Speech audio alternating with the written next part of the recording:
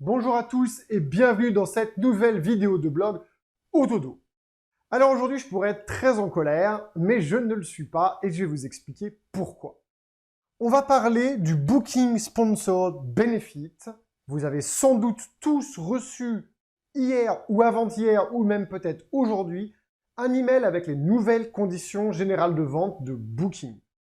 Alors, on s'en doutait, hein, la saison s'apprête à redémarrer et tout le monde veut faire la meilleure saison possible. Et les géants que sont les OTA, Booking en tête, ont perdu beaucoup d'argent pendant cette crise sanitaire et ils veulent évidemment se rattraper. Mais jusqu'où est-ce qu'on est considéré être partenaire et que ce soit une relation gagnant-gagnant? Eh bien, on va le voir tout de suite. Vous le savez, depuis 2015 et la loi Macron, les hôteliers, les propriétaires de maisons d'hôtes et d'hébergements touristiques de manière générale ne sont plus obligés de donner la parité tarifaire aux agences de voyage en ligne. La parité tarifaire, c'était relativement simple. Si vous vendiez à 100 €, Booking devait pouvoir vendre à 100 €. Si vous vendiez avec une nuit minimum, Booking devrait pouvoir vendre avec une nuit minimum. On n'est plus obligé de le faire depuis 2015. Ça pose problème à Booking parce que grâce à ça, les hôteliers ont pu profiter de l'effet billboard et récupérer du trafic en direct. Aujourd'hui, la très grosse bataille qui est en train de se jouer avec le Booking Sponsored Benefit, et je vous explique ce que c'est dans une minute, c'est l'acquisition et la fidélisation de vos clients à Booking au lieu de la fidélisation à la réservation en direct auprès de vos établissements. Alors avant que je rentre dans le vif du sujet, pour ceux qui ne me connaissent pas encore, je suis Marc-Antoine, je suis le fondateur d'Ododo. Ododo, on est un organisme de formation et on accompagne des hôteliers, des propriétaires de maisons d'hôtes et d'hébergements touristiques dans la commercialisation. Et bien évidemment, ce genre de sujet est crucial. On vous accompagne avec de la formation, du coaching et une communauté. Et tout ça est finançable par les aides à la formation puisque nous sommes datadockés. Si vous voulez en savoir plus, je vous mets un lien ici en dessous. Prenez un rendez-vous avec un des coachs Ododo. Ces rendez-vous sont gratuits et on en profite pour faire avec vous un audit de votre commercialisation pour justement regarder ce genre de choses, voir tous vos points faibles et tous vos points forts. Vos points forts pour que vous puissiez continuer de bien faire ce que vous faites déjà bien. Et puis les points faibles pour voir justement comment vous pouvez y pallier.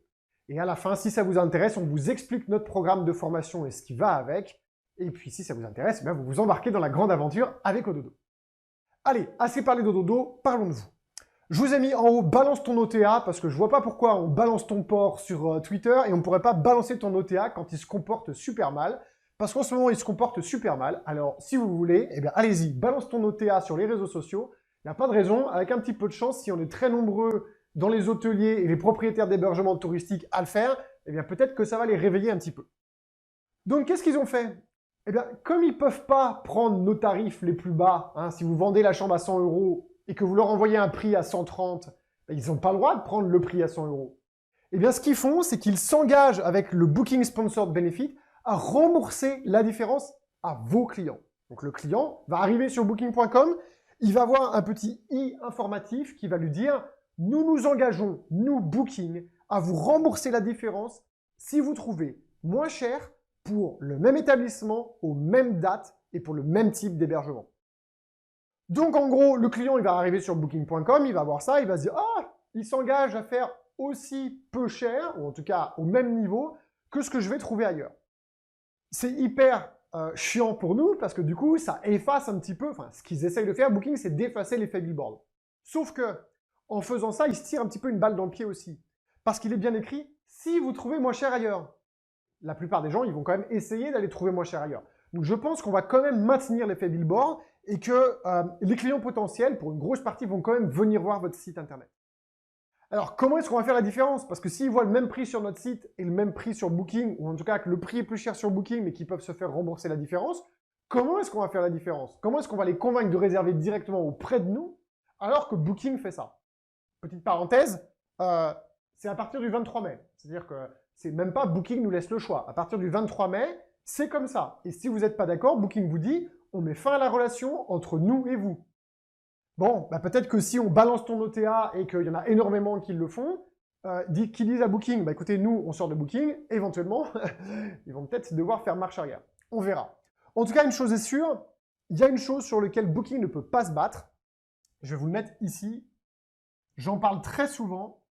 c'est ce que j'appelle la valeur ajoutée. Hop. Il manque une petite branche et il manque le point. Qu'est-ce que c'est que la valeur ajoutée? Vous le savez, pour un produit, il y a le prix. Donc, le prix, c'est littéralement l'étiquette. Hein. Il y a l'étiquette avec écrit 100 €. Cette étiquette, elle est associée à un produit. Ce produit, ça peut être un pack de bière, comme ça peut être une chambre dans votre établissement. Bon, si c'est une chambre dans votre établissement, il y a un package de valeurs autour de cette chambre. Il y a l'environnement dans lequel cette chambre se situe, votre établissement, plus la région, etc. Il y a les services annexes auxquels les gens vont pouvoir accès, etc. La seule chose que Booking peut vendre, c'est du prix. Vous pouvez vendre de la valeur ajoutée. Je donne un exemple. Imaginons qu'aujourd'hui, vous avez un prix à 100 € en prix rack et que vous envoyez à Booking un prix à 130 €. Que dans les deux cas, le prix à 100 et à 130 €, c'est tout simplement un prix rack, c'est-à-dire pour la chambre juste. Vous connaissez le prix de revient de votre petit déjeuner. Donc d'habitude, vous faites 100 € plus 20 € de petit déj pour ceux qui veulent le prendre. Et bien là, ce que vous avez intérêt à faire, c'est de mettre chez vous 130 € petit déj inclus, et d'envoyer, puisqu'ils veulent jouer à ce petit jeu-là, autant les faire payer un Booking. Ils veulent rembourser la différence? Très bien. Et vous mettez sur Booking à 150. Eux, ils vont rembourser les 20 € de différence. Vous perdez pas d'argent. Et pour qu'ils puissent s'aligner avec vous, il faudrait qu'ils puissent offrir le petit déjeuner. Sauf que la valeur ajoutée du petit déj que vous proposez, c'est que en direct. C'est-à-dire, vous précisez bien sur votre site internet que le prix, c'est 130 €, petit déjeuner inclus, en direct. Et que s'il passe par une OTA, c'est 150 € sans le petit déjeuner.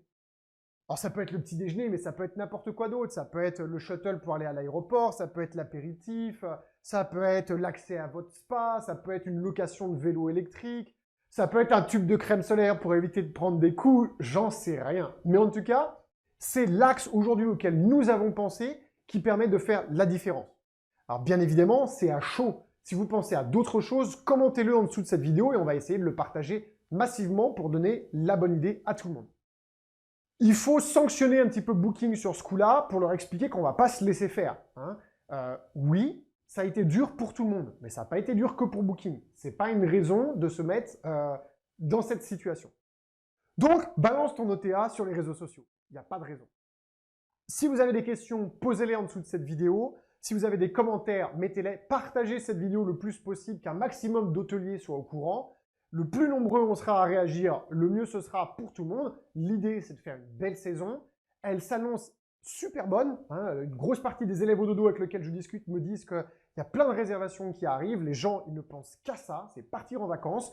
Donc, il ne faut surtout pas qu'on déséquilibre ce qu'on a réussi à faire jusqu'à maintenant, c'est-à-dire faire un maximum de ventes directes. Et puis, encore une fois, abonnez-vous à la chaîne YouTube au dodo, ça nous aide à avoir de la visibilité et à ce que ce message arrive au plus grand nombre. Et puis, si vous êtes intéressé d'améliorer votre commercialisation, de faire plus de marge, plus de chiffre d'affaires, plus de taux d'occupation, et de savoir comment faire un maximum de réservations directes pour justement payer moins de commissions à Booking et les autres agences de voyage en ligne, eh bien, je vous remets le lien. Réservez un audit gratuit avec moi-même ou avec un des coachs au dodo.